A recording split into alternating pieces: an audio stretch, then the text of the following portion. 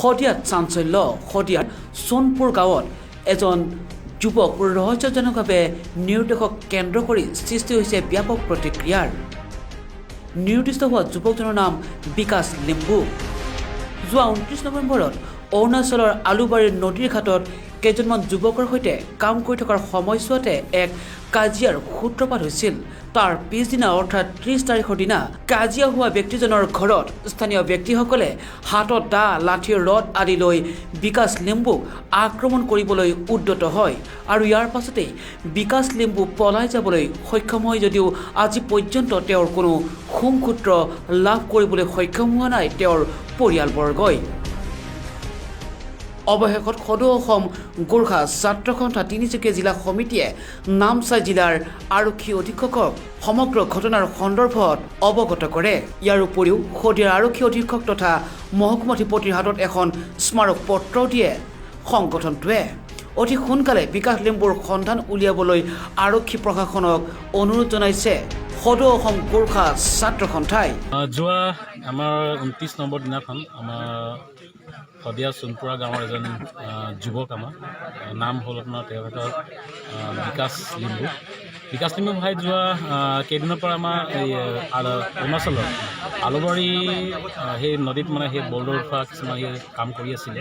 তো যোৱা 29 তাৰিখৰ দিনাখন এটা গ্ৰুপ ফাইটিং হৈছিলে কাজিয়া হৈছিল সেই কাজিয়া হৈ যোৱাৰ পাছত তো যি ব্যক্তিসকলৰ লগত তাৰ কাজিয়া হৈছিলে যোৱা নেক্সট দিনাখন 30 তাৰিখৰ দিনাখন কিবা এটা মানে ডাঙৰ এটা কাজিয়া ৰূপ ল'বলৈ ধৰিলে তাৰপাছত কি হ'ল সেইদিনা আলুবাৰী ঠাইত কিছুমান ব্যক্তি স্থানীয় ব্যক্তিয়ে যাৰ লগত কাজিয়া হৈছিল তো বিকাশ ভাইটিহঁতে 4জন যুৱক আছিলে আমাৰ শদিয়াৰ সোণপুৰা গাঁৱৰ তো সেইখিনিত 4জন যুৱকক স্থানীয় কিছুমান ব্যক্তিসকলে সিহঁতে মানে মাৰধৰ কৰিবলৈ লয় দাৰ পৰা কুঠাৰ লৈ তাৰ ভালা চালা লৈ দৌৰাইছিলে দৌৰতে কিছুমান আমাৰ ভাইটিহঁতে আছে সিহঁতি মানে জংঘল ফালে পলাই গ'ল আৰু আমাৰ এজন ভাইটি আছিলে বিকাশ লিম্বু যিহেতু সেই বিকাশ লিম্বু ভাই যোৱা 29 নৱেম্বৰ দিনাখনৰ পৰা আজিলৈকে তাই সন্ধানহীন হৈ আছে গতিকে আজি আমি সদৌ অসম গোৰ্খা ছাত্ৰ সন্থা হয় তিনিচুকীয়া জিলা সমিতিৰ আজি আমি আমাৰ নামচাই জিলা আমাৰ অধীক্ষক পুলিচ অধীক্ষক যি আছে SP ডাঙৰ তেখেতক আমি আজি এটা স্মাৰক পত্ৰ প্ৰদান কৰিলোঁ আৰু স্মাৰক পত্ৰ প্ৰদানৰ যোগেদি আমাৰ অকল একেটাই দাবী যে অতি সোনকালে কেনেকৈ হ'ব আমাৰ বিকাশ ভাইটিক তেখেতৰ পৰিয়ালৰ স্বাস্থ্যৰে তেখেতক ঘূৰাই আনিব লাগে কেনেকৈ আৰু যিজন কালপ্ৰিত যিসকল ব্যক্তিয়ে তাৰ এই ঘটনাৰ লগত জড়িত যোনে তাৰ মাৰধৰ কৰিছিলে সেই গোটেই কালপ্ৰিতজনক এৰেষ্ট কৰিব লাগে কেনেকৈ হয় আৰু যদি এৰেষ্ট নকৰে আমি সিহঁতক জিলা প্ৰশাসনক আমি 2 দিনৰ সময় দিছোঁ যদি 2 দিনৰ সময় পাছত যদি কোনো ধৰণৰ যেনে পদক্ষেপ বা কোনো ধৰণৰ সন্ধান নোলায় বিকাশ লিম্বু ভাইটি তেতিয়া আমি গোৰ্খা ছাত্ৰ সন্থা হৈ আমি গণতান্ত্ৰিক আন্দোলন কৰিবলৈ আমি বাধ্য হ'ম আজি আমি এই আপোনালোকৰ চেনেলৰ যোগেদি আমি নামচাই প্ৰশাসন জিলা প্ৰশাসন আমি সকাই দিব বিচাৰোঁ আৰু যদি অনতিপলমে সোনকালে যদি এই বিষয়ত যদি গুৰুত্বপূৰ্ণ সৰকাৰী তেওঁলোকে কেছটো নলয় তেতিয়া আমি গণতান্ত্ৰিক আন্দোলন কৰিবলৈ আমাৰ যিমানখিনি তাৰ অৰুণাচল অসমৰ যোনটো সীমান্তৱৰ্তী যি আমাৰ গেট আছে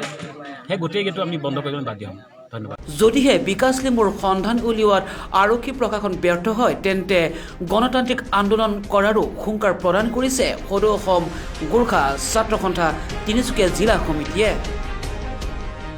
লগতে অৰুণাচলৰ নামচাৰ আটাইকেইখন গেট বন্ধ কৰি দিব বুলিও সকীয়াই দিছে সংগঠনটোৱে এইদৰে শদিয়াৰ সোণপুৰ গাঁৱৰ যুৱক বিকাশ লিম্বুৰ ৰহস্যজনকভাৱে নিৰুদ্দেশ হোৱা ঘটনাই ব্যাপক চাঞ্চল্যৰ সৃষ্টি কৰিছে অঞ্চলজুৰি মাৰ্ঘেৰিটাৰ পৰা প্ৰতীক চেত্ৰীৰ ৰিপৰ্ট চেনেল ইষ্ট